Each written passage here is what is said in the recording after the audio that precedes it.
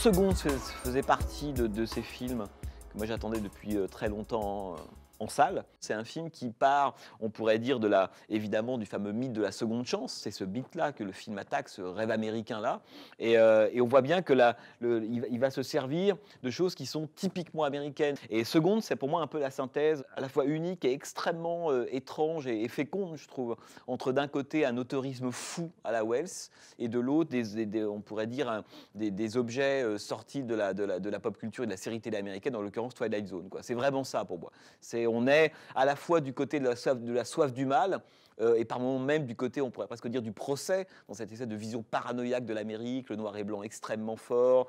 Il suffit de revoir le début de Seconds pour comprendre que même si Frankenheimer filme des choses qu'on a déjà vues 1000 fois, même s'il montre ça, la façon dont Frankenheimer le filme est déjà une façon qui est totalement singulière et à part.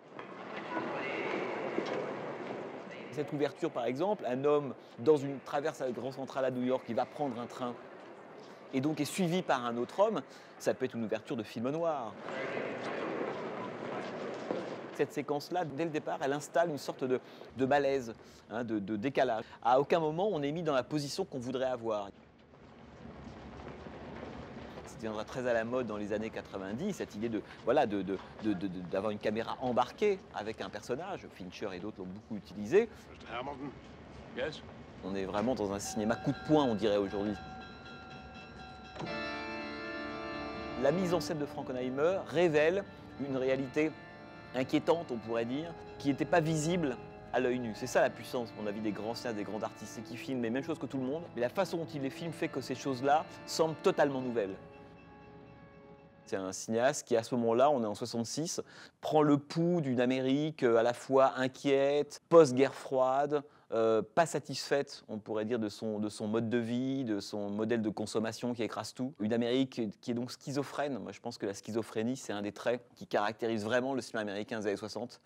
Mais alors, on pourrait prendre aussi bien Mickey One d'Arthur Penn, Lilith de Robert Rossen, Bunny Lake a disparu d'Otto Preminger. Seconde, c'est vraiment dans ce film-là qu'on a les sous-bassons, me semble-t-il, de tout ce cinéma du complot paranoïaque, qui évidemment va exploser dans les années 70. Les films de Sidney Pollack, Les 3 jours du Condor par exemple, Conversation secrète de Coppola, le génial Parallax View à cause de l'assassinat d'Alan Pakula, on pourrait, Les hommes du président. On voit bien qu'il y a eu une sorte de sous-genre. J'aime pas cette expression, mais une sorte de sous-genre dans les années 70.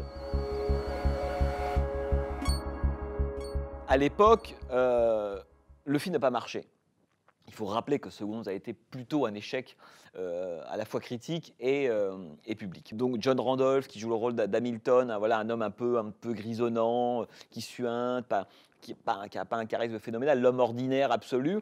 Cette idée que cet homme puisse, à la faveur d'une opération, se transformer en une star absolue du cinéma hollywoodien qui est Rock Hudson, selon Frankenheimer, ça a été, on pourrait dire, une demande trop importante faite au public. Hein. Il fallait croire que l'un pouvait se transformer en l'autre. Le casting de Rock Hudson est à la fois, je trouve, extrêmement intelligent et en même temps déjà en soi un acte critique. C'est-à-dire que le fait qu'on devienne Rock Hudson, à moins évidemment d'être pour le coup totalement naïf, un peu fou, personne ne peut croire à ça. Et comme on ne peut pas y croire, déjà le film encode, on pourrait dire, son propre dérèglement.